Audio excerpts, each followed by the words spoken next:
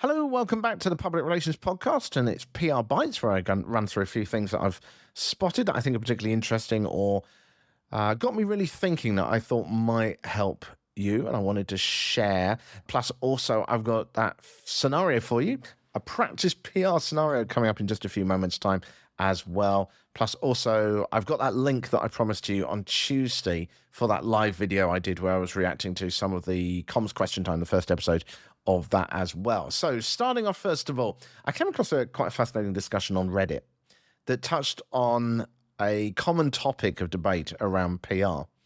And that was the expectation that PR should drive immediate, measurable sales. And a business owner in the home and garden space shared that they were disappointed in their PR agency's performance, noting that affiliate sales were down and that their product wasn't gaining traction. And now they were unhappy that their PR agency wasn't kind of picking up the pieces. And in response to this, another Reddit user pointed out that PR isn't necessarily designed to drive sales. And they basically said, if you think that, you've got the wrong idea about what PR does. But I have to say I tend to disagree with this, with some caveats. I think the biggest problem is it's the reality of the marketplace today. You know, you might want to say, okay, we all believe that PR is earned media. But the problem is that if people who are going to pay the bills say, I want to know what the proof of return is, then, well, you can dream about earned media. You're not going to make any money and you might as well go into something else.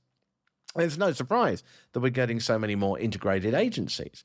And personally, I think the PR should prove its value through ROI. You know, even if it's not able to do what you can do with like Google Ads, where you can say someone's clicked and you get an immediate, instant result on that, you can still come up with metrics that are going to be able to show that you are moving towards a goal for that business, whether it is a sentiment or whether it is coverage or whatever it is. It's going to be figures which are going to show how that is influencing something.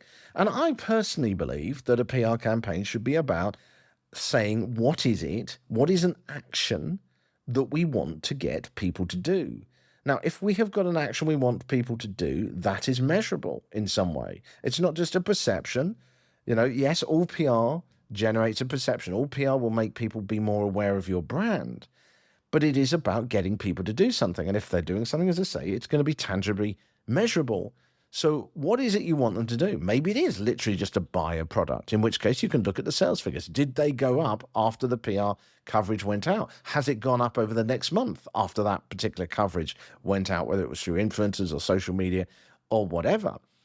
You know, I think coverage for the sake of coverage has given PR a bad name.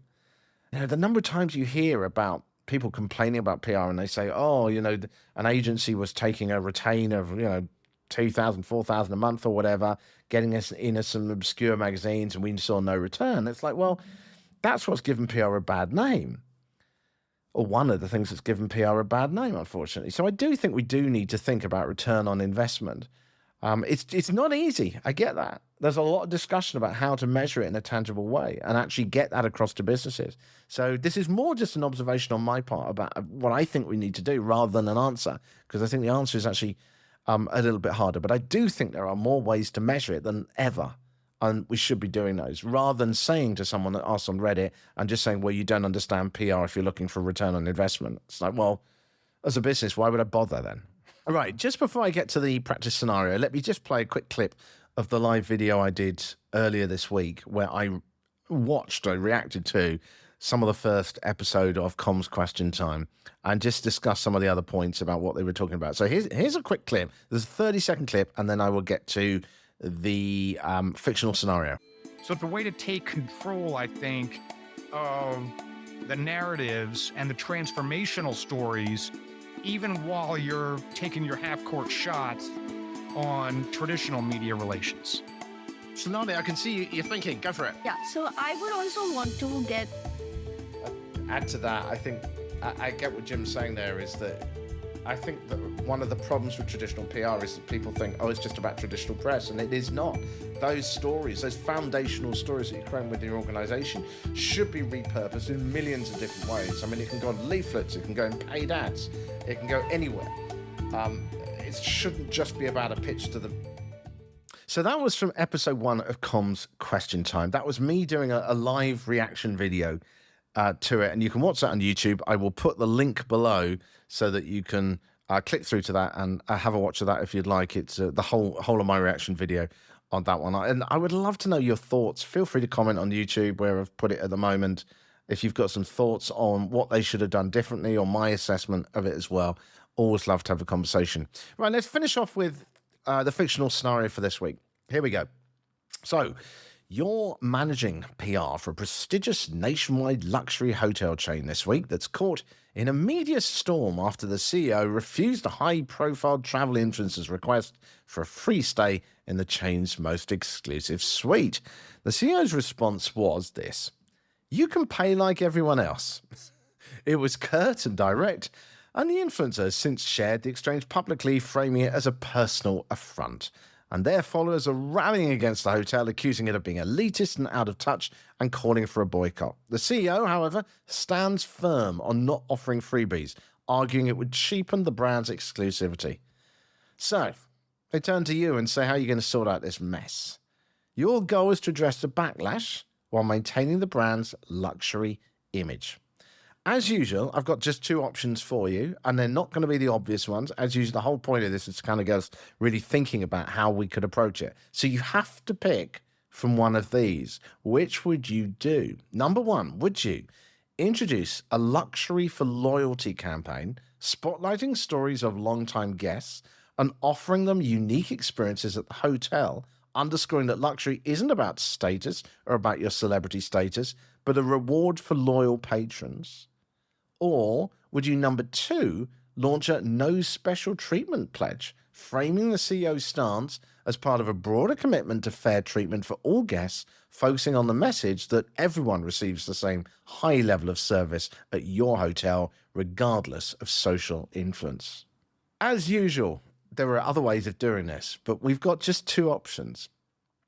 My feeling on this, right, the CEO's refusal, while blunt, I think reflects a commitment to the brand's exclusivity, rather than just saying any influencer can come along, because, you know, even top-level influencers still have a less than highbrow feel. You know, there is that exclusivity. People want that quietness. They don't want influencers filming around the hotel. So there's that kind of belief that luxury should be about quality, not social clout, about good clients and quiet and discreet. So rather than backtracking or trying to soften this position now that it's already done, my personal feeling is to go with the no special treatment pledge, because it reframes a principled stance on fairness and authenticity. It gives us an opportunity to tell the brand story on our terms. A luxury experience is something everyone earns through their stay, not something handed out based on follower count. Now, it's going to upset their followers. You know that person is never going to recommend you again. But when you look at their followers, are they the people who are going to be staying in your hotel? And I'm guessing, and as always with these, we have to make an assumption, I'm guessing they're probably not. So, as a result, you're talking with this approach to your core market rather than their followers. And while that's going to be really hard to do because you've got the noise on social and your customers are unlikely to be saying anything, it's still going to send out a message because it's bound to get covered elsewhere. You know, one thought I had was that if you've got a highbrow luxury publication and traditional media, who obviously have had a lot of, you know, attention drawn away by influencers, you might find that that they might reach your target demographic better than an influencer. I think one of the questions you've got to ask here is who is going to reach the people you need to reach the most.